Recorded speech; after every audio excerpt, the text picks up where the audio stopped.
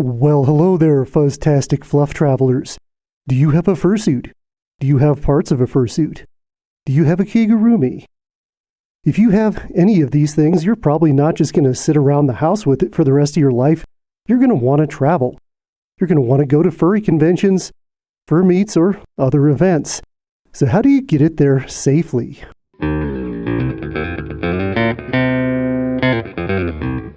We've been to nearly 30 furry cons over the years, and we've flown to most of those. We've learned a lot along the way, and today I figured I'd share some of that with you. Nobody wants to run into problems at the airport. Nobody wants their fursuit to arrive damaged or not arrive at all. We're going to talk about how to safely and conveniently transport your fursuit from place to place, whether it be a mini partial or a full super chonk digitigrade suit. It doesn't matter, we've got tips and tricks for you. Before we get started, thank you so much to our super amazing patrons. You help keep this channel going and growing, and we are forever grateful. Alright, my tie-dye undies and fursuit transportation accessories are ready to go. Let's get started. Alright, here I am in my stylish tie-dye undies. Now, the first configuration we're going to talk about is if you just have a fursuit head, or maybe you have a mini partial with a fairly small tail, where the hand paws and the tail can actually fit inside the head. All you need to do for this, if you're flying, is use your personal item. That's a small item like a purse or a small backpack or something that can fit underneath the seat. Now, obviously, you don't want to put your fursuit head directly on the floor of an airplane because that's disgusting. It's about maybe second in disgustingness to the floor of a movie theater. You want to have it protected somehow. And the easiest thing you can do, just like this, is use a plastic garbage bag. Embrace your furry trash. You can even use a black plastic garbage bag if you want to cover up your head a little bit more so you're not getting weird looks from people. You can also use tote bags, or if you have a head that's small or can be compacted a little bit because it's just all foam inside, you might be able to actually fit it inside a pillowcase. Now, I have actually seen people who have gone to the extent of making full custom cases for their fursuit heads. Okay, say your partial is a little bit too big to actually fit as just a personal item. Now you're going to need to move up to carry-on luggage. So what kind of luggage are you going to use? Well, a lot of people, when they think of carry-on luggage, think of something like this, your standard roller bag. This may not be ideal for fursuits. These are designed primarily to contain flat-folded clothing and other items like that. They're made to fit perfectly in the overhead compartments of the plane. They're not really made with fursuit parts, especially something like a head that's bulky, in mind. You can even have issues fitting larger tails or feet paws or stuff like that inside these. They're just not very practical. So what do I recommend instead? So what I use for my carry-on luggage is a big backpack like this. This is one for overnight camping trips, and it doesn't look really big, but it actually expands pretty large once you have stuff in it. And it's really flexible, unlike wheeled luggage. You can stuff things in there, and it'll bend and squish and expand and kind of move around with what you put in there. It'll keep it safe, and it's also a lot easier to carry around than dragging wheeled luggage along with you. You just throw it on your back, and it's much more convenient. It's got lots of extra little pockets where you can organize your personal items, camera gear in my case, and it's just a better alternative in my opinion. Especially as we move on to the next topic, if you're going to be dragging around checked luggage as well. Alright, so say you've got a full fursuit. Say you've got a big chonk digitigrade suit like this. There is no way this is going to fit in your carry-on luggage or as a personal item. Even if you split it into two, not going there. You're going to have to go with checked baggage. It can be a little bit scary. I know people are worried about losing their fursuits in checked baggage. I've never had a problem personally, but not to say it can't happen. But if you got a big super chonker like this, it's going to have to go down below. So what do I recommend? Again, I'm not a big fan of the standard wheeled bags. Again, they're made for clothing primarily. They're made for stuff that's going to go flat. I have seen people successfully bring their fursuits around in those, but Not ideal in my opinion. I like to go with hard flight cases. Now these can vary greatly in quality and expense. I started out super basic with 2 of these. That's right, 2. If you want a big digitigrade suit to go with you, you're probably going to need more than 1. These were like 20 bucks a piece at Walmart, and they're reasonably secure. It's tempting to say, hey, why not just get a big giant tote instead of 2 smaller ones? Well, the problem is airlines have limitations on the size of your checked bags. In the US, it's about 62 inches. It's pretty much standard among all the airlines. I highly recommend researching before you buy. It may be different in other countries. So you have to stick to multiple smaller containers most likely. You can't just use a big giant one or you're going to get hit with massive oversized baggage fees, like hundreds of dollars. You don't want that. So you want to select a size and a shape that's ideal for carrying fursuits.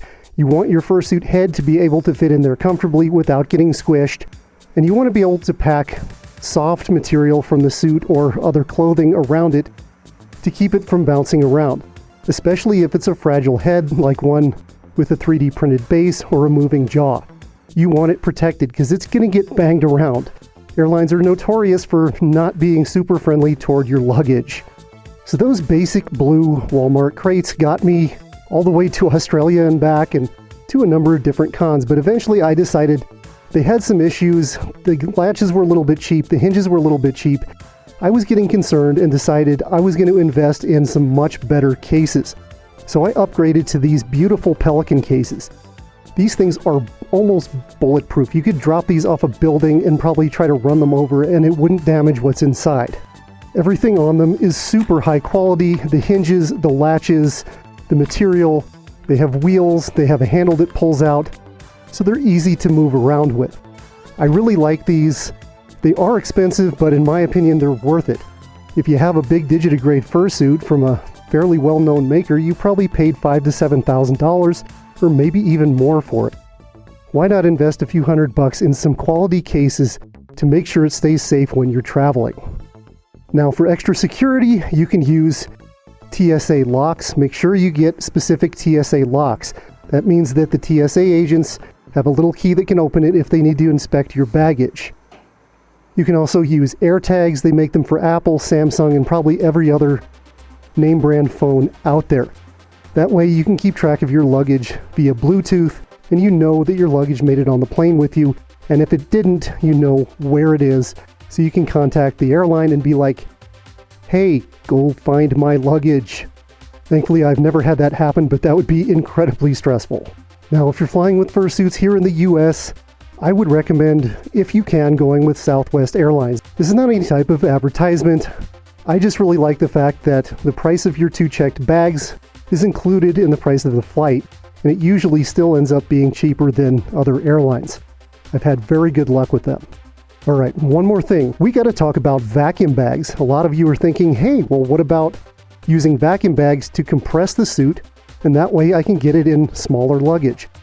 Well, that's definitely true, and I recommend that you do use vacuum bags to save space if you can. An important thing to remember if you are going to use them is you don't want to crush your fursuit parts into an absolute prune. Talk to your fursuit maker first and make sure it's okay, or to what extent it's okay, to vacuum pack. If you take even a suit body or something like that that's probably not going to get damaged from the compression, you can still crimp the fur if you squish it too tight. You don't want to do that. I don't use any kind of vacuum cleaner to take the air out of mine. I just use gentle body weight on top of the bag to push enough air out to give a light compression, but not to risk crushing the fur. Other fursuit items like the digitigrade padding in this suit have glued seams in them, and those could potentially get popped if they were squished too hard. So again, check with your fursuit maker and just don't go crazy with the vacuum packing. But again, I do recommend that you use it if you can. It's a great option. Okay, so we've talked a whole lot about planes. Well, what about other means of transportation?